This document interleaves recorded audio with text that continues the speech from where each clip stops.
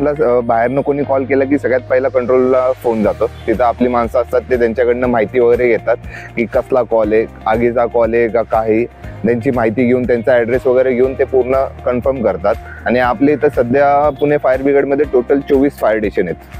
24 fire station आहेत. मग त्या ज्या एरियामध्ये ती दुर्घटना घडली असेल त्या एरियातल्या शेजारची जे फायर स्टेशन असेल त्या फायर स्टेशनला आपण ती माहिती देतो. ती माहिती दिल्यावर मग त्या फायर स्टेशनची माणसं तिथं जाऊन कार्य करतात. आता सुरुवातीला सकाळी फर्स्ट आली, फर्स्ट आलं की सर्व गाड्यांमधील साहित्य चेक करून घेणं, पाणी वगैरे काय जे आहे, आणि येणाऱ्या कॉलसाठी सज्ज राहणं, हे फर्स्ट शिफ्टचं काम असतं. इथं केंद्रामध्ये आमच्याकडं ही अग्निशमन वाहनं म्हणजे फायर ब्रिगेडचे फायर गाड्या कमीत कमी आमच्या इथं 3 ते 4 रेडी असतात. मुख्यालयामध्ये कमीत कमी 10 ते 15 गाड्या असतात. त्याच्याबरोबर वॉटर टँकर मोठे 2 असतात. 20-20 हजार लिटरचे वॉटर टँकर 2 बाउझर रेडी असतात. 4 फायर गाड्या रेडी असतात. 3 आमच्याकडे 3 ब्रांटो स्कायलिफ्ट आहेत, उंच शिडीच्या गाड्या आहेत. त्यातल्या 2 गाड्या आमची 3 गाड्या त्या रेडी असतात. त्याच्यानंतर फोम टेंडर आमचा रेडी असतो. ॲम्ब्युलन्स आमची 1 रेडी असते. BS8 व्हॅन 1 रेडी असते आमची, की जेणेकरून बाबा तिथं एखादं धुराचं सफोकेशन झालं तर ऑक्सिजनची कमतरता पडू नये म्हणून सिलेंडर असतात आमचे भरलेले, किंवा इन्स्टंट सिलेंडर भरता येतील, ऑक्सिजन सप्लाय करता येईल कर्मचाऱ्यांना की आग विझवता कामी, त्यावेळेस ती प्रोव्हिजन केलेली असते आमच्याकडे. आणि जर एखादी गाडी कॉलवर गेली तर जे साहित्य वापरले त्या साहित्याची निगा देखरेख, म्हणजे कुठं तुटफूट झाली ते सेकंड शिफ्टमध्ये चेक करतात.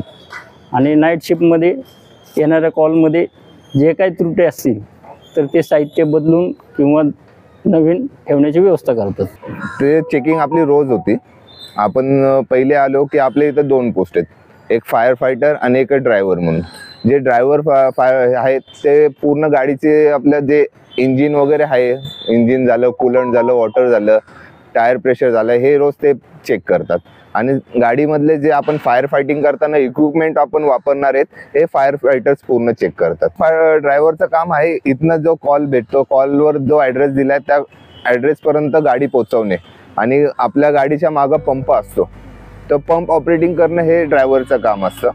म्हणजे आपण आता आतमध्ये fire fighters in scene of फायरवर काम करतात आतमध्ये जाऊन, मग त्यांना पाणी जे पोचवण्याचं काम असतं हे ड्रायव्हरचं काम असतं. आता आपण मनुष्य व्यक्ती आहात, कोण नशा केलेली असती त्यावेळेस तो काय ना काहीतरी कॉल देतो. अशा वेळेस घटना घडतात, पण आम्ही काय करतो रिटर्न कॉल. आता तुम्ही जर आमच्या अग्निशमन दलाला कॉल केला, 101ला फोन केला समजा, तर काय होतं आम्ही रिटर्न कॉल करतो त्या व्यक्तीला, लोकेशन पाठवा किंवा लोकेशन सांगा, नियरेस्ट जवळचं लँडमार्क सांगा.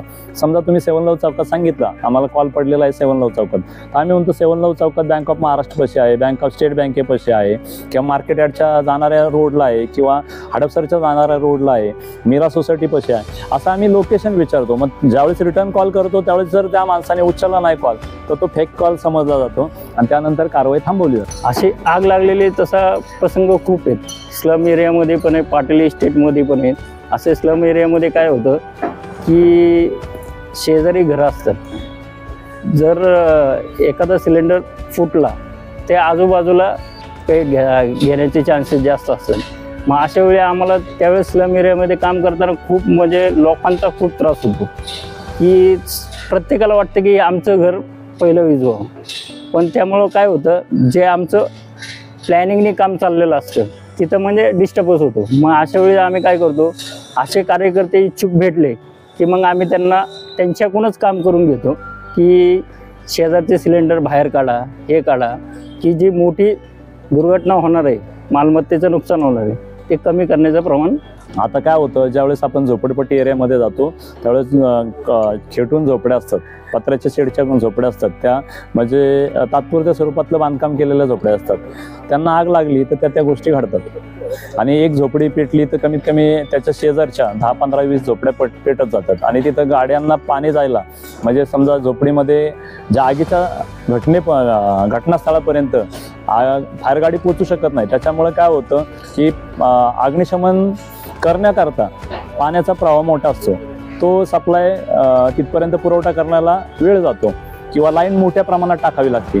फायर गाडी ऑन दी स्पॉट गेली की तर त्या गोष्टी कव्हर होतात. ॲक्च्युली कसे आता आपण जेव्हा नवीन लागतो तेव्हा कुठलेही काम करताना आपल्या मनात भीतीच असते. तर ती भीती होतीच, पण आमचे जे सिनियर होते त्यांनी एक्सपिरियन्स त्यांचा कार्याचा, म्हणजे आपण इथं काम करताना आपण सिनियरच्या गायडन्समध्ये काम करतो, तर सिनियर लोकांनी खूप चांगला गायडन्स केला, मग ती भीती आमच्या मनातनं निघून गेली आणि आता भरपूर आमचे कॉल्स वगैरे झाल्यामुळे आपल्या मनात आता तशी काही भीती राहिली नाही. हे आमच्या घरच्यांना माहिती आहे.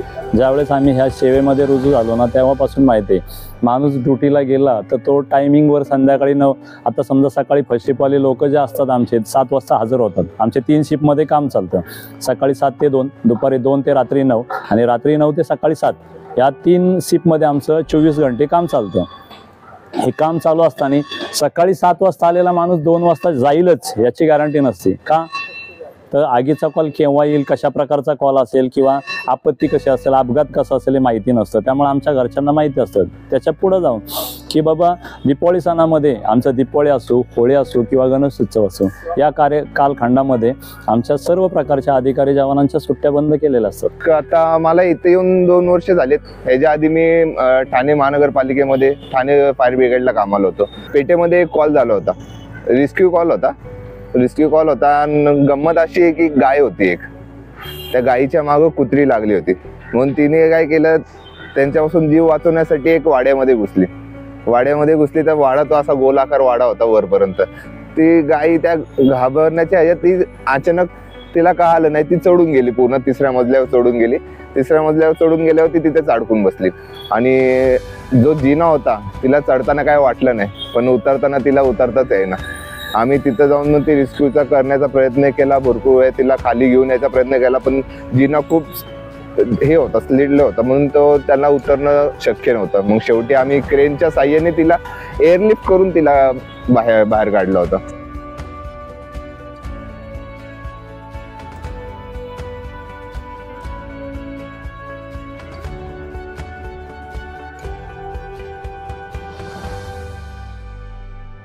तळजाईला एक कॉल झाला होता. ते बांधकाम करत होते, स्लॅब पडला होता, तर त्यामध्ये काम करणारे कामगार जवळजवळ 60 ते 70 त्या लोक त्या स्लॅब खाली अडकले होते. तर पहिला कॉल आम्हाला इथं आला, तसे आमची पहिली मदत पोचली कात्रज फायर स्टेशनची. तिथं गेल्यानंतर मग त्यांनी ते परिस्थिती बघून इतर गाड्यांना रेस्क्यू टीम बोलवण्यात आली. तर ते सकाळी 11 पासून रात्री 2 वाजेपर्यंत काम चालू होतं. तर त्यातल्या काही घटना अशा होत्या की काही लेडीज त्यांच्या अंगावर स्लॅब पडला होता. काही असे मी स्वतः बघितलेलं होतं की एक लेडीज आपल्या मुलाला दूध पाजत होते, तसं तिच्या डोक्यावर पूर्ण स्लॅब पडलेला होता, पण त्यातून आम्ही त्यांना सुटका केलेली. आता मॉक ड्रिल भरवल्या जातात. मॉक ड्रिल भरवत असताना एखादी IT कंपनी असेल, एखादी मोठी आस्थापना असेल तर त्या मॉक ड्रिल घेतात, किंवा एखादा मॉल असेल तर ते मॉक ड्रिल मागतात की आम्हाला मॉक ड्रिल करायची, तुमची आम्हाला मदत लागणार. ते आम्हाला अगोदर एक 8 दिवस पत्र देतात. ते पत्र घेतलं की त्याच्यानुसार आमची गाडी त्या दिवशी त्या स्पॉटला अचानकपणे बोलवली जाते, अचानकपणे गाडी जाते. अचानकपणे गाडी गेल्याच्या नंतर आम्ही प्रिकॉशन म्हणून काळजी घेतो आणि लोकांना जनजागृती करतो. आणि वर्षभरात आमचे शाळा असतील, छोटे कॉलेजेस असतील, यांना प्रात्यक्षिकाचे कार्यक्रम आमचे चालू असतात. अग्निशमन सेवा साहित्याचं प्रात्यक्षिक देणं आणि जनजागृती करता बाबा प्रिकॉशन काय घ्यायची. घरामध्ये आपण ज्यावेळेस कामाला जातो किंवा शाळेमध्ये कॉलेजला जातो त्यावेळेस घरातल्या व्यक्तीनं टाळा लावून जात असेल तर गॅसचं सिलेंडर बंद करणे, लाईटची बटणं बंद करणे, या छोट्या मोठ्या गोष्टी असतात, त्याचे प्रिकॉशन घेण्याच्या सूचना देत असतो.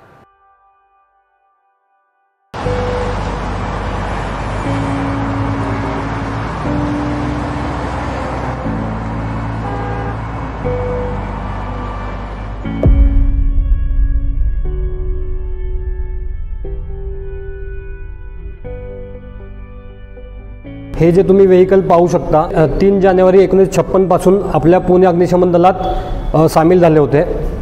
तेव्हापासून 1990 पर्यंत ते आपल्या अग्निशमन दलामध्ये कार्यरत होते. हे पुरातन व्हेकल म्हणून मोजले जाते. डेनिस कंपनीचे असून इंग्लंडकडनं आपण घेतले होते. याची वॉटर कॅपॅसिटी 500 ते 800 लिटर आहे. याच्यावर एक एक्सटेन्शन लॅडर आहे जी की 20 फूट असते आणि एक्सटेंड करून 40 ते 45 फूटपर्यंत एक्सटेंड होते आणि अनेक उंच इमारतीमध्ये रेस्क्यूसाठी या व्हेकलचा वापर करण्यात आलेला आहे। इकडे तुम्ही अनेक प्रकारच्या ब्रांचेस बघू शकता। त्याच्यामध्ये आपण सध्या कॉलवर ही ब्रांच वापरतो। याला मल्टीपर्पज ब्रांच म्हणतात। ही कंट्रोल ब्रांचमध्ये मोडते। याने आपण ऑन ऑफ करू शकतो आणि ॲट अ टाईम जेट आणि स्प्रे करू शकतो। आणि मोठ्या प्रमाणात आपल्याला पाण्याचा स्प्रे करायचा असेल तर आपण जेट करतो आणि पाणी पसरून मारायचं असेल तर आपण स्प्रे करतो। आणि ही हँड कंट्रोल ब्रांचमध्ये मोडते। याने ऑन आणि ऑफ करू शकतो। ही आहे रिव्हॉल्विंग ब्रांच। हिचा वापर आपण बेसमेंटमध्ये जास्त करतो।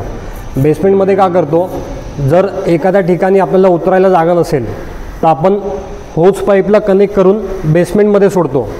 बेसमेंटमध्ये सोडल्यानंतर पाण्याचा प्रेशर दिल्यानंतर याचे रिव्हॉल्विंग हेड फिरतात आणि पाणी पूर्ण रूममध्ये पसरून कूलिंग मेथडने आग विझवली जाते। याला आपण पिकॉक कर्टन ब्रांच म्हणतो। याचा वापर सपोज 2 बिल्डिंगमध्ये एका बिल्डिंगमधल्या दुसऱ्या बिल्डिंगमध्ये जाण्यापासून रोखण्यासाठी आपण याचा वापर करतो। याचा एक हाफ सर्कल असा मोर पिसारासारखा एक पाण्याचा स्प्रे तयार होतो, जेणेकरून बाजूच्या बिल्डिंगमधल्या दुसऱ्या बिल्डिंगमध्ये प्रवेश करणार नाही, त्यासाठी आपण याचा वापर करतो। सगळ्यात महत्त्वाचे साधन म्हणजे होज पाईप। होज अनेक प्रकारचे असतात, त्याच्यामध्ये डिलेवरी होज, सक्शन होज, होजरील होज, तिघांचे वेगवेगळे कामं असतात। असे होज आम्ही आमच्या फायर व्हेकल किंवा फायर इंजिनमध्ये झिगझॅग पद्धतीने आखलेले असतात, जेणेकरून एमर्जन्सी कॉल असेल, बिल्डिंगमध्ये आपल्याला होज लाईन न्यायची असेल तर आपण ब्रांच हातात घेऊन पुढे गेल्यानंतर ते होज झिगझॅग पद्धतीने ओपन होऊन आपण वरती जाऊ शकतो। माझं काम आहे सगळ्यात सर्वप्रथम ज्यावेळेस आम्हाला सेंट्रल फायर ब्रिगेडमधनं ज्यावेळेस आम्हाला कॉल येतो, कुठलाही आगीचा असो, धाडपडीचा असो किंवा अन्य कुठलाही रेस्क्यू कॉल असो, सर्वात प्रथम ड्रायव्हर ऑपरेटरचं काम आहे की सर्वात पहिले गाडी सुरू करणे। त्याच्यानंतर गाडी 3 मिनिटाच्या आत गाडी आपल्याला गेट बाहेर काढायची। मला नागरिकांना एवढंच सांगायचं आहे की ज्यावेळेस फायर गाडी ज्यावेळेस बाहेर रस्त्यावर येते त्यावेळेस गाडीचा सायरन आणि बेल घंटा ही सुरू असते। तर आम्हाला बऱ्याच वेळा असं होतं की लोक सायरनचा आणि घंट्याचा आवाज येऊन सुद्धा लोक आम्हाला रस्ता मोकळा करून देत नाही। तर मला लोकांना फक्त एवढंच कळकळीची विनंती आहे की ज्यावेळेस फायर गाडी ज्यावेळेस सायरन आणि घंटा वाजवत जाते त्यावेळेस लवकरात लवकर रस्ता मोकळा करून द्यावा, जेणेकरून एखाद्या ठिकाणी फायर ब्रिगेडची जिथे गरज आहे तिथे लवकरात लवकर त्यांना मदत मिळावी। येरवडा अग्निशमन केंद्राच्या हद्दीमध्ये एक कॉल होता। तिकडे आपण मदतीला गेलो असताना एक स्लम एरिया होता, त्याच्यामध्ये खूप मोठी आग लागलेली।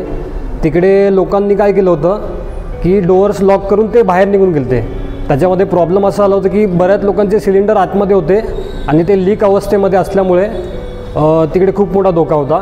त्यावेळी पूर्ण पुणे अग्निशमन दलाच्या टीमने चतुराईने व्यवस्थितपणे परिस्थिती हाताळून डोअर ब्रेक करून सिलेंडर व्यवस्थितरित्या बाहेर काढले होते। त्यांनी व्यवस्थित काळजी घ्यावी। व्यवस्थित काळजी म्हणजे आपलं सिलेंडरचं स्विच बंद आहे का, आपले स्विच बोर्ड्स व्यवस्थित आहे का। तुम्ही जेव्हा बाहेरून येता तेव्हा सर्वप्रथम कोणतेही स्विच ऑन न करता आपले खिडकी दरवाजे उघडे ठेवावे, व्हेंटिलेशन व्यवस्थित येऊ द्यावे, नंतर काय असेल ती प्रोसेस करावी। आणि घराच्या बाहेरून जाताना तुम्ही सर्वप्रथम चेक करावे तुमचं गॅस सिलेंडर रेग्युलेटर वगैरे व्यवस्थित बंद आहे का, फॅनचं स्विच ऑफ आहे का। शक्यतो जमत असेल तर आपण पूर्ण स्विचच बंद करून जाऊ शकतो बाहेर जाताना। अशा प्रकारे आपण काळजी घेऊ शकतो। अग्निशमन दल हे एक अत्यावश्यक सेवेमध्ये मोडलं जातं आणि नागरिकांना या निमित्ताने आम्ही असं आव्हान करू की कुठलीही घटना घडली, आग असो, आपत्ती असो, अग्निशमन दल नेहमी सतर्क असतं आणि सेवेसाठी नेहमी तत्पर असतं। जेव्हा कधी कुठली अप्रिय घटना घडती, आग असो, अपघात असो, तुम्ही आमचं जे नियंत्रण कक्ष अग्निशमन दलाचं 101 या क्रमांकावर आपण संपर्क साधावा। आपण एक लक्षात ठेवावं की हा क्रमांकावर आपण जेव्हा संपर्क करता तेव्हा आपलं पूर्ण नाव, पूर्ण पत्ता हे सांगणं फार गरजेचं आहे, जेणेकरून अग्निशमन दलाचं आमचं वाहन त्या ठिकाणी लवकर पोहोचेल।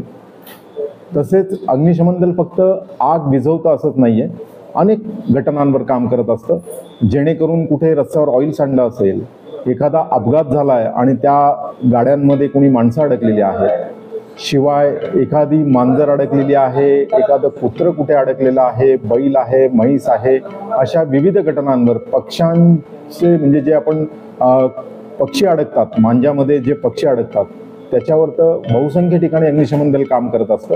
असे विविध प्रकार आहेत। शिवाय लिफ्टमध्ये कोणी अडकलं आहे, अग्निशमन दल आहे। म्हणून आणीबाणीची परिस्थिती कुठलीही असो, अग्निशमन दल नेहमीच सतर्क आहे आणि नागरिकांनीही या बाबतीत काळजी घेणं गरजेचं आहे की जेव्हा एखादी घटना घडते तर तुम्ही जर का एखादा प्रयत्न करत असाल तर त्याच्या बरोबरीने तुम्ही अग्निशमन दलास संपर्क करण्यास विसरू नका. कारण अग्निशमन दलाचे असे काही अनुभव असतात की एखाद्या ठिकाणी आग लागलेली आहे, तुम्ही आग विझवण्याचा प्रयत्न करताय परंतु तुमच्याकडनं ते नियंत्रणात येत नाही आणि मग त्यानंतर तो वेळ वाढत जातो आणि आगीची धाकता वाढत जाते आणि त्याच्यामध्ये मोठं नुकसान किंवा एखादी अप्रिय घटना म्हणजे जीवितहानी पण होण्याची शक्यता असते. तुम्ही काम करताय तर तुम्ही त्याच बरोबरीने अग्निशमन दलाच्या 101 या दूरध्वनी क्रमांकावर जरूर संपर्क साधा. धन्यवाद.